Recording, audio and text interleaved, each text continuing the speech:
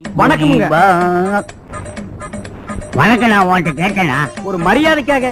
மரியாதை மனசுக்குள்ள இருக்கட்டும்.